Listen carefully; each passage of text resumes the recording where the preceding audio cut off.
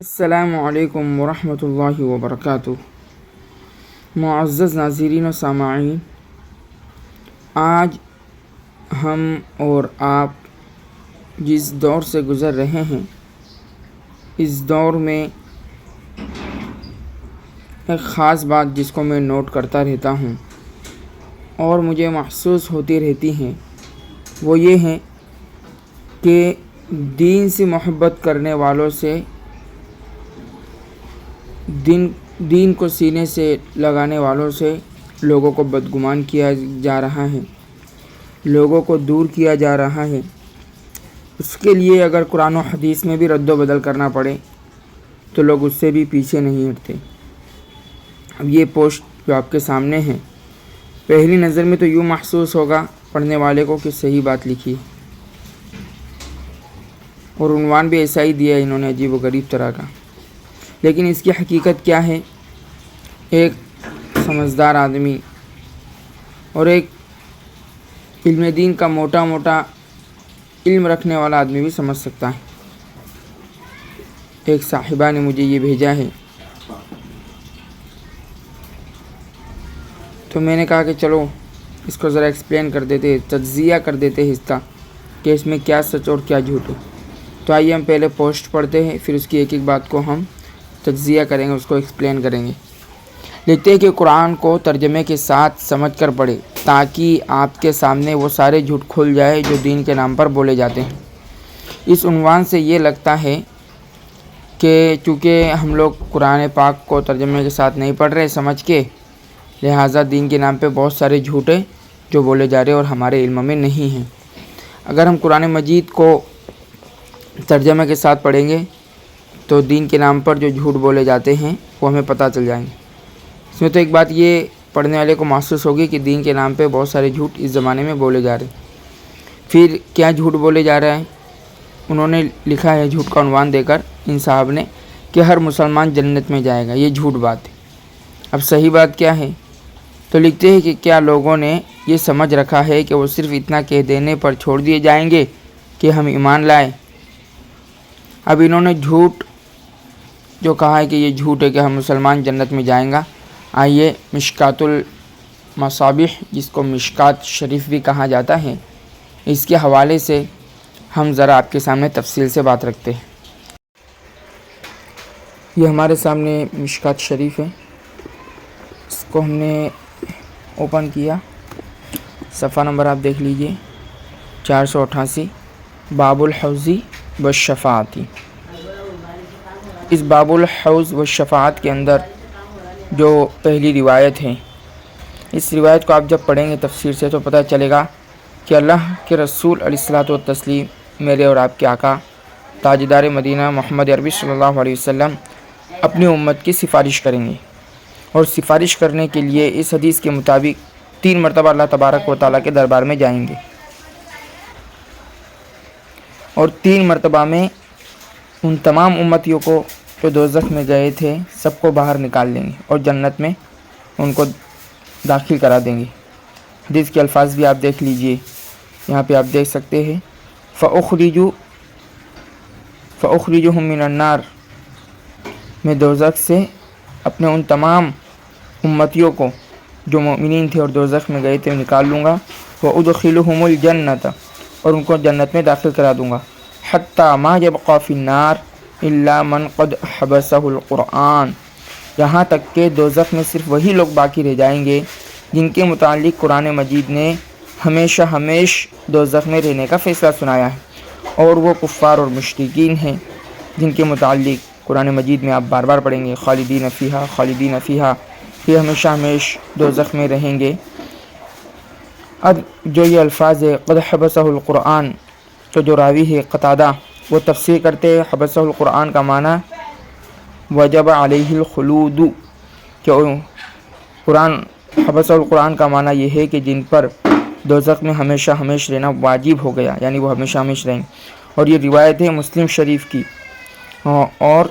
بخاری شریف کی۔ آگے بھی آپ اس روایت کو بھی آپ پڑھیں گے تو اس میں تو اور زیادہ واضح طور پر پتہ چلتا ہے کہ جس کے دل میں ذرہ برابر بھی ایمان ہوگا، آپ نے رائی کے دانے کے متعلق تو سنا ہوگا کہ رائی کے دانے کے برابر ایمان ہوگا تو انسان بالفرض اگر دوزخ میں چلا گیا گناہوں کی وجہ سے تو ایک نہ ایک دن دوزخ سے نکال کر اسے جنت میں پہنچا دیا جائے گا۔ تو رائی کا دانہ تو میرے دوست سے سمجھانے کے لیے کہا جاتا ہے، ورنہ وہ ذرات جو ہمیں آنکھوں سے نظر نہیں آتے اتنا بھی اگر انسان نے ایمان بچا لیا تو اللہ تبارک و تعالیٰ اسے ایک نہ ایک دن جنت میں ضرور پہنچا دیں گے۔ اور اس حدیث میں آپ الفاظی دیکھ لیجئے، کہاں کہ فَأُخْرِجُ مَنْ كَانَ فِي قَلْبِهِ أَدْنَىٰ مِثْقَالِ حَبَّةٍ خَرْدَلَةٍ مِّنْ ایمان۔ اس کا ترجمہ یہ ہے کہ اللہ تبارک و تعالیٰ مجھے حکم دیں گے تیسری مرتبہ میں کہ آپ نکال لیجئے ان لوگوں کو جن کے دل میں رائی کے دانے سے کم، اس سے بھی کم، اس سے بھی کم اور اس سے بھی کم ایمان ہے، من ایمان۔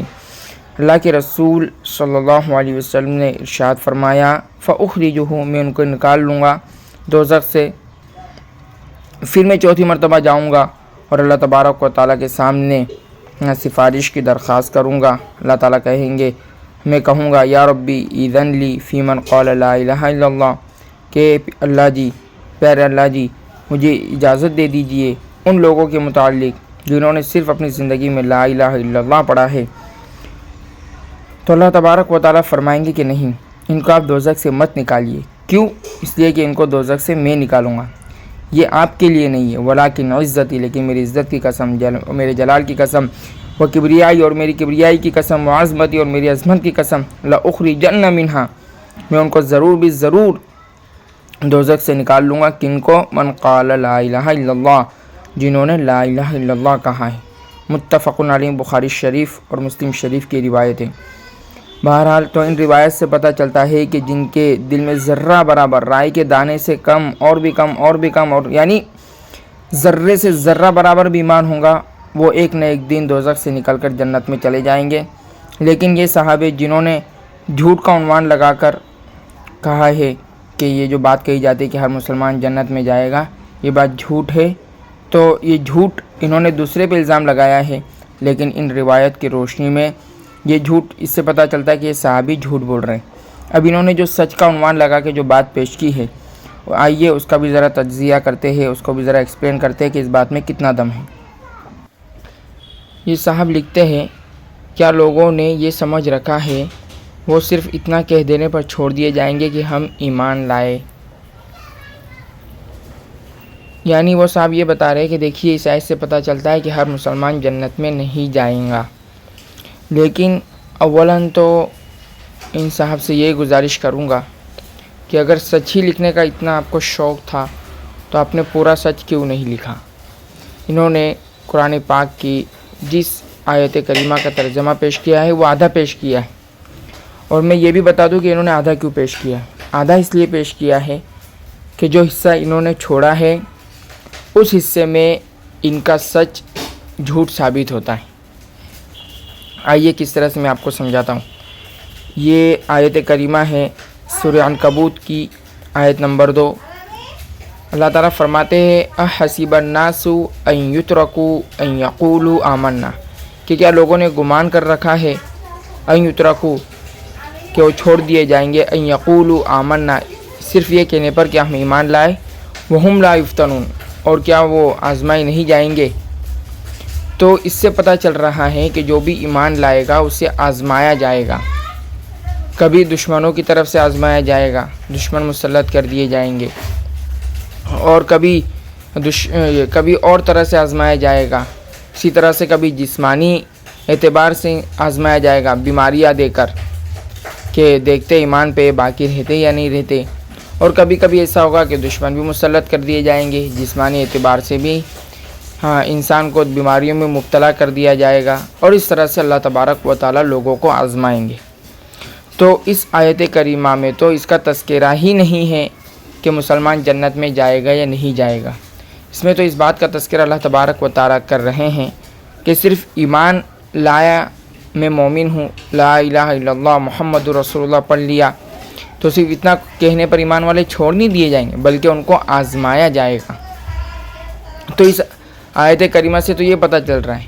لیکن ان صاحب نے اس آیت کریمہ سے ثابت کرنے کی کوشش کی کہ ہر مسلمان جنت میں نہیں جائے گا۔ تو جو وہم لا یفتنون اور کیا وہ آزمائے نہیں جائیں گے، وہ ترجمہ انہوں نے چھوڑ دیا. کیوں؟ اس لیے کہ ان کے سچ کا جواب اسی میں تھا. وہم لا یفتنون ہی سے ان کا سچ جھوٹ ثابت ہو رہا تھا. تو اس آیت کریمہ کا تعلق تو آخرت سے ہے ہی نہیں، اس آیت کریمہ کا تعلق تو دنیا سے ہے کہ دنیا میں ایمان والوں پہ مختلف طرح کی آزمائش آئے گی. بہرحال تو آپ نے دیکھ لیا کہ کس طرح سے ان صاحب نے قرآن کریم سے خیانت کا معاملہ کیا ہے کہ آدھا ترجمہ پیش کیا اور آدھے کو چھوڑ دیا، اور ہر مسلمان جنت میں جائے گا اس کو جھوٹ ثابت کر رہے ہیں. لیکن ہم نے آپ کے سامنے مشکاۃ شریف کی روشنی میں بہت ساری دو روایت پیش کی جو بخاری اور مسلم شریف کی روایت ہے. ان سے پتہ چلتا ہے کہ جن کے دل میں رائی کے دانے کے برابر یا اس سے بھی کم ایمان باقی ہوگا، اللہ تبارک و تعالیٰ اسے جنت میں ضرور ایک نہ ایک دن دوزخ سے نکال کے داخل کر دیں گے. اور سچ کے عنوان سے ان صاحب نے جو آیت کریمہ پیش کی ہے اس کی حقیقت بھی آپ کے سامنے آ گئی کہ اولاً تو انہوں نے قرآن کریم سے چھیڑ خانی کی ہے، اپنے مطلب کی بات پیش کی اور باقی کو انہیں چھوڑ دیا ہے.